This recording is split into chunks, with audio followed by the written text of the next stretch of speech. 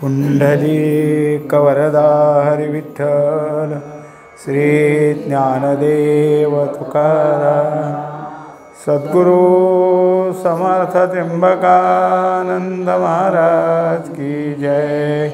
महाबुली ज्ञानेश्वर महाराज की जय। जगद्गुरु तुकाराम महाराज की जय। श्री गुरुदेव दत्त। पाटियेवरील अक्षरे जैसी पुसता येती करे, तैसी हारपती भेदांतरे तयाचिया दिठी। हा ब्रह्मरूप झालेला साधक, त्याच्या ठिकाणी आता कुठलाही भेद उरलेला नाही। या अगोदरच्या ओवीत तेवी उठतिया आत्मप्रथा, हे भूतभेद व्यवस्था मोडीत मोडीत पार्था वास पाहेतो। तेव्हा एकदा का आत्मप्रभा जागी झाली की भूतभेद असा जो काही अगोदरचा होता ते सगळं संपून सगळं एक दिसू लागलं। त्याचं उत्तर आता काय आहे की या विषयातून किंवा ह्या उदाहरणातून दिलं। ही असलेली चालू ओवी 1099 आहे। पाटीवर लिहिलेली अक्षरं जसं पुसून टाकता येतात, तसं आता जे काही आहे अंतःकरणात राहिलेला भेद तो सगळा पुसून गेला आणि सगळीकडे ऐक्य दिसू लागलं। तैसेनी अन्यथा ज्ञाने जिये घेपती जागर स्वप्ने, तिये दोन्ही केली लीने अव्यक्ता माझी। एकंदरीत जागृती आणि स्वप्न हे अन्यथा ज्ञानाचे दोन अवस्था आहेत। कारण जागृतीमध्ये जे जे काही दिसत असतं, ज्याला आपण भेद म्हणून व्यवहार करतो, तसंच स्वप्नात दिसतं। स्वप्नीय व्यवहार तरी त्या वेळात होतातच। तेव्हा हे दोन्ही जे आहेत ते एकदा जागृती आणि स्वप्न हे दोन अवस्था संपल्या म्हणजे मग तिसरी अवस्था जी चालू होती ती झोप, तीच अव्यक्त अवस्था आहे आणि त्या ठिकाणी त्या दोन्ही अवस्था लीन होत असतात। मग तेही अव्यक्त बोध वाढता झिजत, पुरला बोधी समस्त बुडवणी जाय। आत्तापर्यंत काय होतं की जे जे काही जागृतीतलं होत होतं त्याचे परिणाम, त्याचे संस्कार हे अव्यक्तात म्हणजे झोपेच्या अवस्थेत साठले जायचे, स्वप्नाचेही साठले जायचे। पण बोधाचं प्राप्ती झाली की तेव्हापासून अंतःकरणातल्या सगळी स्वच्छता होऊ लागली। त्याच्याबरोबर सुषुप्ती अवस्थेची स्वच्छता होऊ लागली। आता सुषुप्तीमध्ये म्हणजे झोपेत अनेक गोष्टी जे काही साठवून ठेवल्या होत्या त्या सगळ्या नष्ट होऊ लागल्या। म्हणजेच अव्यक्त सगळं आता झिजायला लागलं आणि फक्त बोध शिल्लक राहिला। जैसे भोजनाच्या व्यापारी क्षुधा जिरत जाय अवधारी, तृप्तीचा अवसरी नाहीच होय। ज्याप्रमाणे भूक लागल्यावर मनुष्य जेवण करतो, पण जेवत असताना घासाघासाने त्याची भूक कमी होत असते आणि शेवटी आता पुरे म्हणून तो जेव्हा बंद करतो जेवण तेव्हा त्याची तृप्ती झालेली असते। नाना चालीच्या वाढी वाट होत थोडी, मग पातला ठाई बुडी देवोनी निमे। जसं आपण एखाद्या गावाला निघालो आणि जितके पावलं टाकत जाऊ तितकं तिकडचा गाव जवळ आल्यासारखं वाटतं, कारण हे अंतर आपण कमी केलं ना। आणि होत होत शेवटी आपण त्या ठिकाणाला जाऊन पोचतो। का जागृती जव जव उद्दीपे, तव तव निद्रा हारपे, मग जागिनेली या स्वरूपे नाहीच होय। आता जसं मनुष्य जागा होऊ लागला, एकदम जागा होत नाही, होत सावध होतो थोडा, मग काय डोळे उघडायला बघतो, मग आपण आता काय काम करणार आहे ह्याची जाणीव होते, अशी जागृती असते। आणि जसं जसं जागृती येते तसं तसं झोप मागं सरकत जाते, म्हणजेच पुन्हा झोप संपते।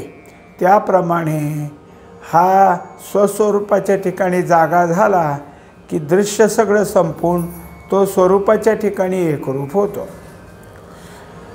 हे ना आपुले पूर्णत्व भेटे, तेत चंद्राशी वाडी खुंटे, तेत शुक्ल पक्षू आटे निशेषू जायचा. जसं चंद्र पौर्णिमेला पूर्णत्वाला येतो आणि तो एकदा पूर्ण झाला की पौर्णिमा झाली आणि तिथून शुक्ल पक्षही संपला. आता काय पुढं आहे तर कृष्ण पक्ष सुरू होईल. तैसा बोध्य जात गिळतू, बोधू बोधे ये मज आतू, मिसळला तेत साध्यंतू अबोधू गेला.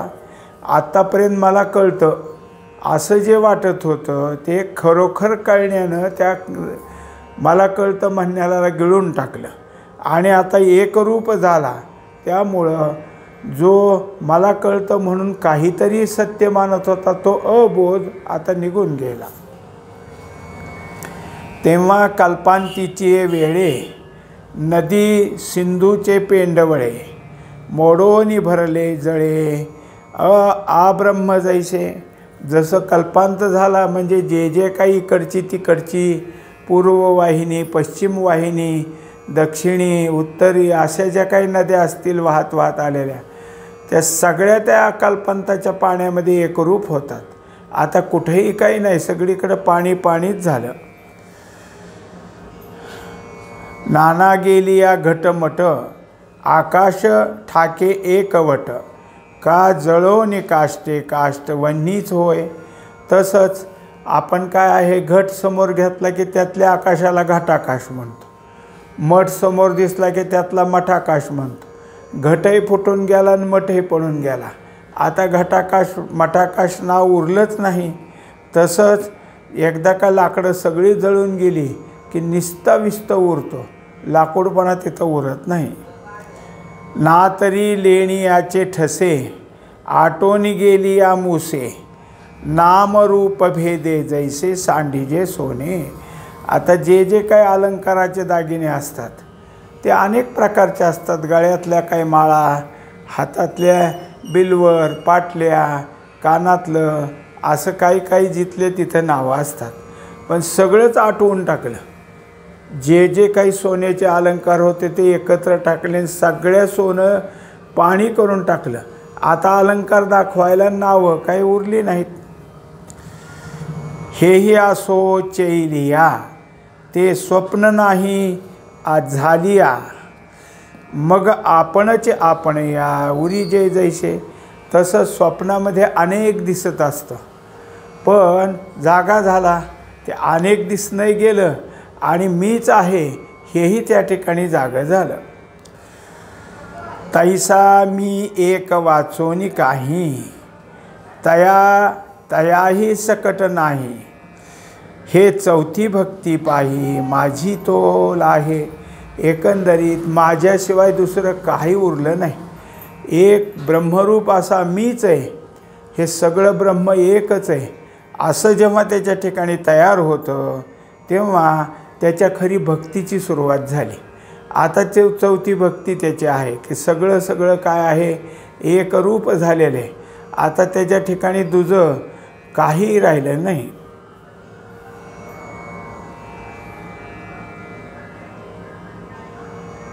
येर आर्तू जिज्ञासू अर्थार्थी, हे भजती तिये पंथी, ते तिन्ही पावोनी चौथी मणिपती आहे.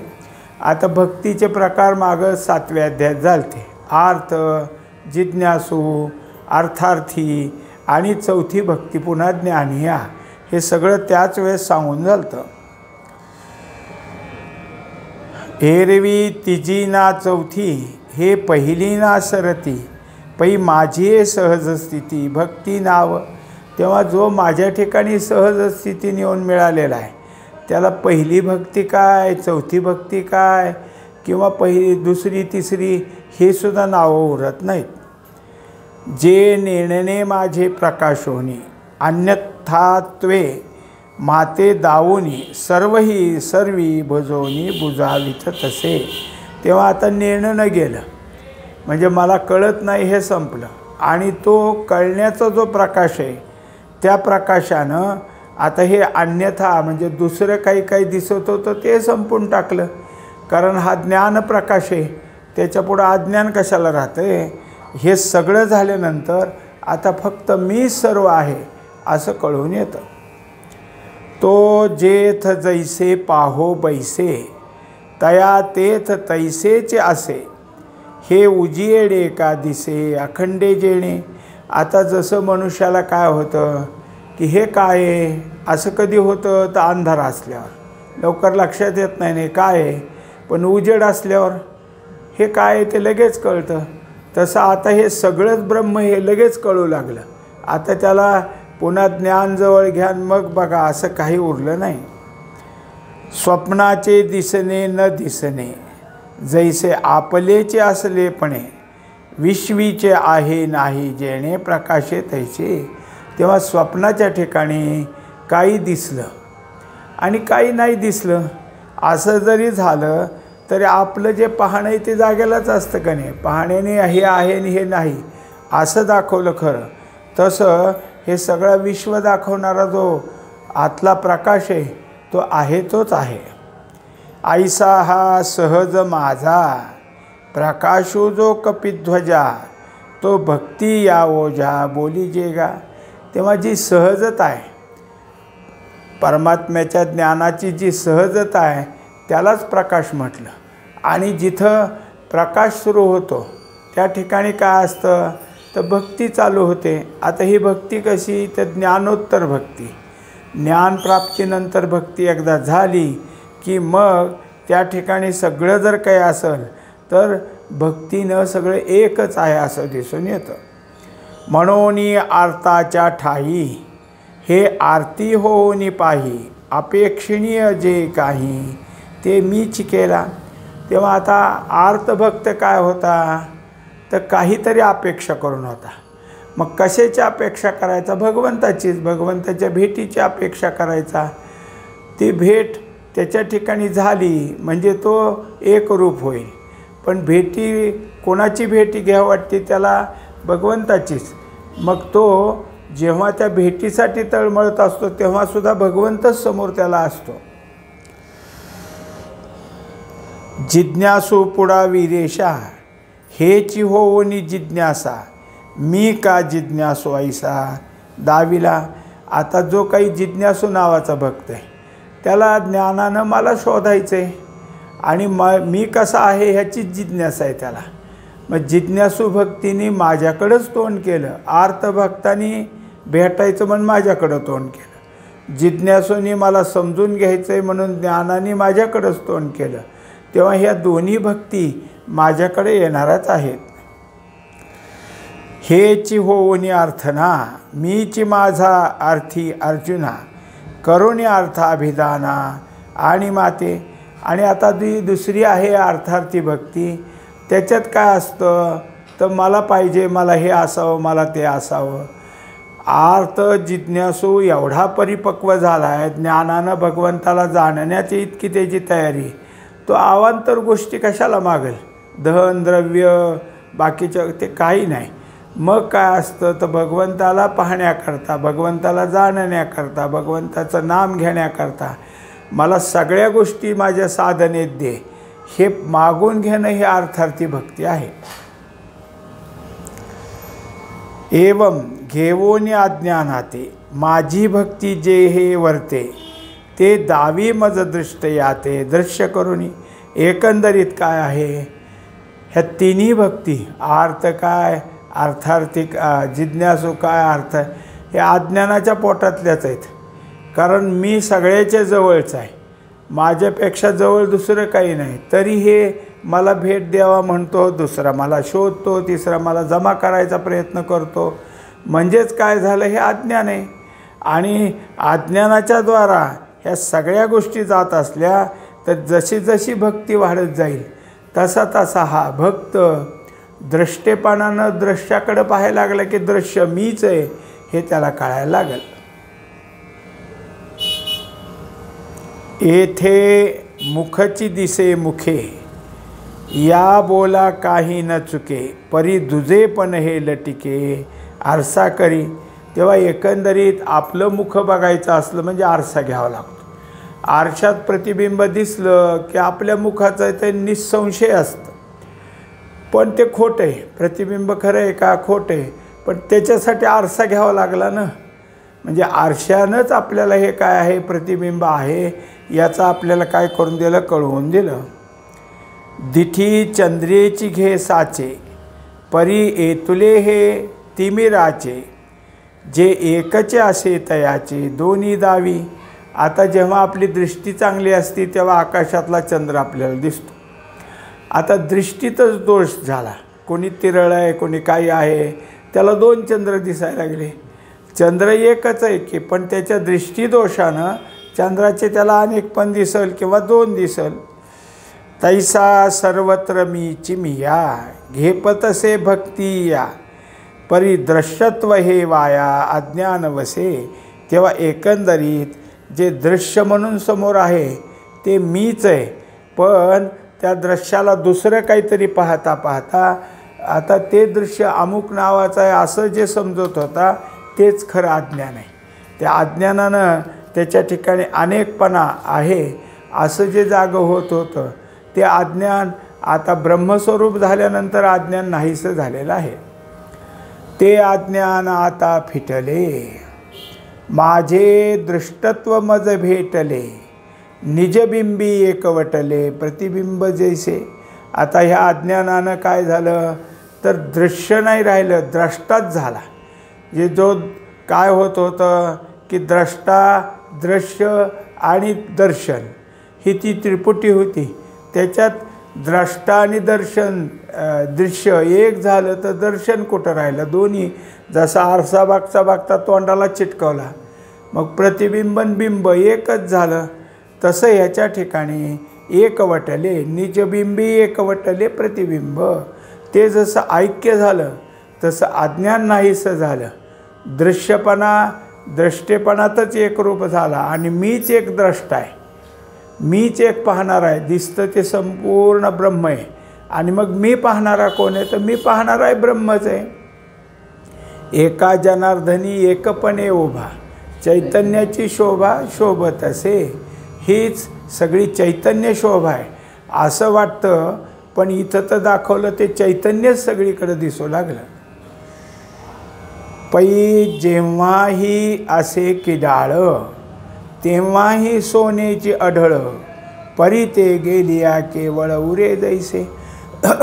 आता काही वेळेला काय असतं की आपण सोनं घेतो, पण ते सोनं काय आहे की कमी प्रतीचं आहे. का कमी प्रतीचं आहे तर त्याच्यात काही मिसळ आहे. मग मिसळ जरी एवढी तेवढी असली तरी ते सोनंच आहे ना, आणि ते मिसळ काढून टाकली तरी सोनं सोनंच आहे. सोन्याचा बाद कधीच झाला नाही, त्याच्यात काहीतरी मिसळले म्हणून फक्त किंमत कमी झाली. आता जेव्हा सोन्यातली जे काय असल मिसळलेलं काढून टाकल्यावर थोडंफार काय झालं की वजनाला कमी झालं, पण किमतीला वाढलं, कारण शुद्ध सोनं किमतीमध्ये वाढ झाली. हा गा पौर्णिमे आधी काही, चंद्रू सावयवची नाही, परी तिये दिवशी भेटे पाही पूर्णता तया.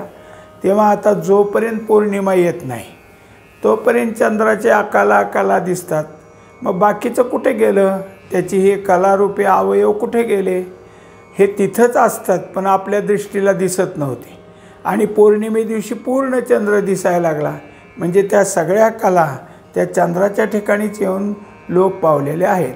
आता जसं परवा चंद्रावरचे सगळे फोटो आले तेव्हा त्यांच्या लक्षात आलं की चंद्राच्या काही ठिकाणात ऊन पडतं. ते जे ऊन जेवढ्या जेवढ्या भागात पडतं तेवढ्या आपल्याला चंद्र कलेप्रमाणे दिसतं. मग जसा जसा चंद्र पौर्णिमेकडे वाढतो तसं तसं चंद्राचं ऊन पुढं सरकतं. आणि पौर्णिमे दिवशी ते चंद्राचं जेवढा भाग आपल्यासमोर असतो तेवढं ऊन असतं. मग पौर्णिमेतला झाला पूर्ण, मग कमी होत जातो. आणि मग त्याची जी काही ऊन आहे ते ऊनच तिथं नाही, कारण सूर्य आणि तो एक दिशेला आला. आता ऊन नसल्यामुळं चंद्र आपल्याला दिसेनासा झाला. ही झाली अमावस्या. अर्थात आपल्याला आत्तापर्यंत काय होतं की शुक्ल पक्षात चंद्र वाढत जातो, कृष्ण पक्षात चंद्र कमी येतो. हे सगळंच आपल्याला आत्तापर्यंत पौराणिक कथेतून माहीत होतं. पण आताही तेच सिद्ध झालं की उन्हानं चंद्र वाढत वाढत जातो आणि तो कमी कमी कमी होत येतो. तैसा मीची ज्ञानाद्वारे दिसे परी हस्तांतरे मग दृष्टत्वी ते सरे मियाची मी लाभे. या प्रकारे मी होता तसंच होतो, माझ्या ठिकाणी काही फरक नव्हता, पण माझं आहे पण आणि माझं व्यापक पण का कळत नव्हतं? ज्ञान नव्हतं. म्हणजे भगवंताच्या आहेपणाला कोणतं ऊन आहे तर ज्ञानाचं ऊन आहे. ज्ञानाशिवाय परमात्मा कळत नाही. आणि एकदा का ज्ञानप्राप्ती झाली की मग मात्र माझं जे काय आहे ते सगळं एक एक एक एक रूप दिसू लागलं.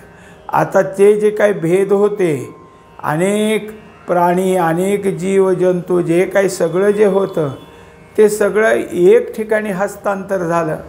म्हणजे मग पाहणारा जो काही आहे त्याला द्रष्टा म्हणायचं. मग द्रष्टेपणातच आलं, कारण द्रष्टा आणि दृश्य हे दोन राहिले नाहीत. हे कधी होतं तर ज्ञानाने होतं. मग ज्ञानदृष्टी एकदा लाभली की मग माझं जे काय आहे व्यापक रूप हे लक्षात कळतं. म्हणून मग एरवी सांगतात की विमूढानानुपश्यन्ति पश्यन्तीत ज्ञानचक्षुषा. कोण मला जाणतो तर ज्ञानदृष्टीचा. तेव्हा दृष्टी बदलली की द्रष्टा कोण आहे ते कळायला लागतं. आणि द्रष्टा म्हणजे परमार्थात सगळ्यात महत्त्वाचं आहे द्रष्टा कोण आहे हेच जाणायचं आहे. दृश्य काय आहे जाणायचं नाही, द्रष्टा कोण आहे जाणायचे. आणि तो जाणला किंवा तो मीच द्रष्टा आहे कळालं, याचं परिपूर्णत्व झाले की त्याला सगळं सापडलं. म्हणून दृश्यपथा अति तू माझा पार्था भक्तियोगू चौथा म्हणित लागा. आता एकंदरीत जे जे काही दृश्य होतं ते दृश्य, त्या दृश्याची जेवढी काही आपल्यासमोर असलेली जागा होती ते सगळं दृश्य, त्याचा जो निराळापणा आहे तो सगळा झाला. आणि मग मी आणि तो एक झालो. म्हणून मग चौथी भक्ती म्हणजे मी ज्ञानिया तो भक्तू माझा हे तिथं सांगू लागले. कारण ज्ञानियाच्या ठिकाणी काहीच उरलं नाही. मग काही उरलं नाही म्हणजे कोण तर ज्ञानिया आणि ज्ञानाची वस्तू ज्ञेय वस्तू ते दोन्ही एकच झाले. ही खरी चौथी भक्ती आहे. आणि चौथ्या भक्तीबरोबर बाकीच्या 3 भक्ती आपल्याला दाखवल्या, पण त्या कोणत्या ना कोणत्या इच्छेत आहेत. एक आर्तपणाच्या इच्छेत आहे, दुसरा जिज्ञासूपणाच्या इच्छेत आहे, तिसरा अर्थार्थीपणाच्या इच्छेत आहे.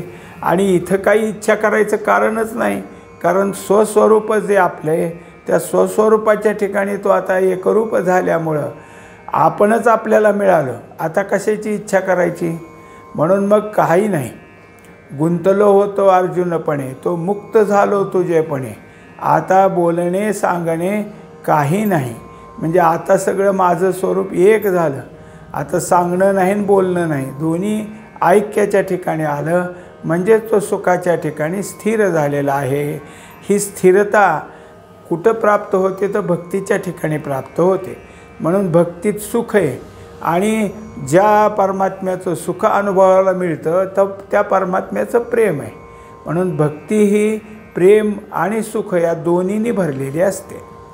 पुंडलिक वरदा हरी विठ्ठल श्री ज्ञानदेव तुकाराम सद्गुरु समर्थ त्र्यंबकानंद महाराज की जय. माऊली ज्ञानेश्वर महाराज की जय. जगद्गुरु तुकाराम महाराज की जय. श्री